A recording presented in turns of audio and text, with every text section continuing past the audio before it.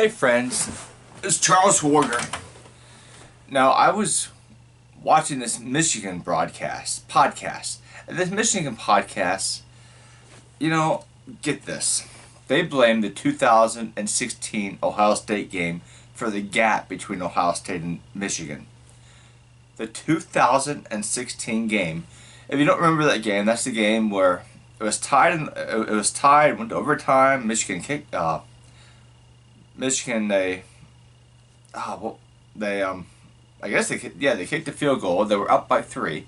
Ohio State had the ball.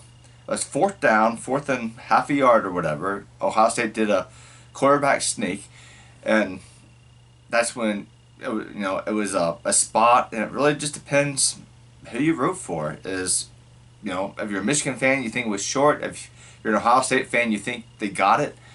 It was really close.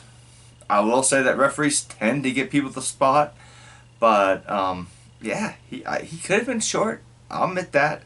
Your game shouldn't hinge on a spot, though. Sometimes you get breaks both ways. So Ohio State got the break that time, and then the next play, Ohio State scored the touchdown, and they won the game. But Michigan fans will say, "Well, that 2016 game where Ohio State got the gift call." Well, that turned everything around, and that's why there's such a talent gap between Michigan and Ohio State. Friends, are you kidding me? First of all, Urban Meyer is not the reason that you guys have... we're not going to talk about vacated wins. Alright? Vacated wins, if we talk about vacated wins, then the University of Cincinnati defeated the Fab Five because the Fab Five had to vacate the wins. But we all know that Cincinnati lost to the Fab Five. So we're not going to talk about vacated wins. We're going to talk about what happened on the field. And what happened on the field was, on my phone I had the records in 2001. That was Jim Tressel's.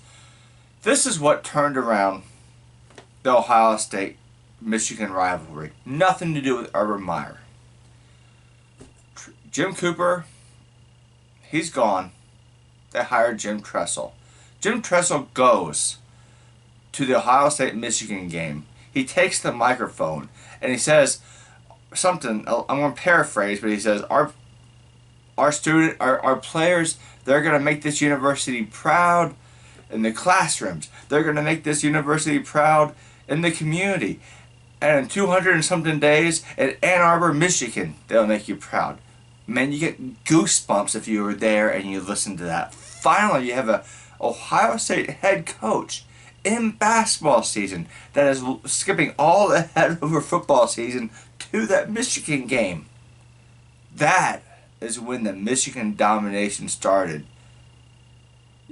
You can criticize Jim Tressel and Tressel ball and all you want and how it's not really made to beat some of the high caliber offenses. You can say what you want about Jim Tressel, but he had Michigan's number. He whipped on Michigan. And as evidence, I got the records on my phone. His first game, he beat Michigan 26-20 in 2001. 2002, the national title year, Ohio State beat Michigan 14-9.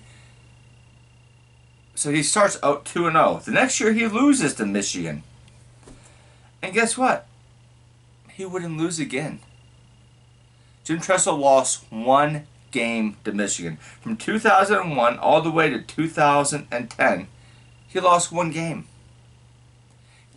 And before him, Jim Cooper couldn't beat Michigan on a consistent basis at all. He had a terrible record versus Michigan. That was the turning point. Then Luke Fickell comes and coaches, and Michigan beats Ohio State that year. And then after Luke Fickell, Urban Meyer comes. And you guys can't beat, and Michigan can't beat Urban Meyer. But it didn't start with Urban Meyer, don't you see? It started with Jim Tressel. Urban Meyer just took what was going on and he elevated it. Ohio State had better teams than Michigan almost most of the times they played. There hasn't really been a sizable talent gap. Now with Urban Meyer the past 2 years, there has been. And in the years coming forward, Michigan may get a victory, or so. With they might end up having a quarterback that's just lights out like Joe Burrow was this past year. But Joe Burrow had a pretty nice supporting cast too. But really, no one. I didn't see LSU doing what they did this year. I mean, they didn't play like this against Texas. What they did, if they played like they played against Texas, against Clemson, they would have lost. So that was a really good team that improved throughout the year. So any given year, anybody can win. But I'm just saying, for the next decade, Ohio State is set. They got a better defensive coach.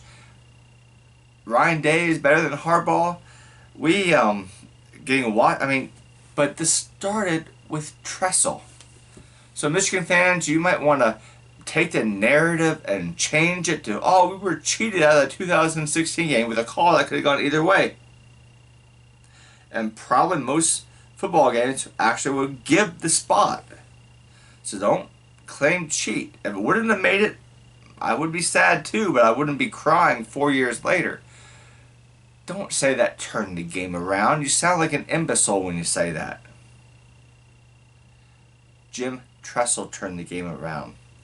And you want to know the secret to why Ohio State is beating Michigan? Why we have lost 2 games, and one of those games was Luke Fickell. Why we lost 2 games since 2001?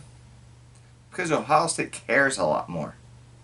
And we care about beating Michigan so much, to such an extreme, and we respect Michigan as a football team, that it makes us better for everybody else. Do you see? If we didn't concentrate on Michigan as much, Ohio State wouldn't be dominant. But anyway, because we wouldn't be dominant because there's other teams that you make us raise the bar for.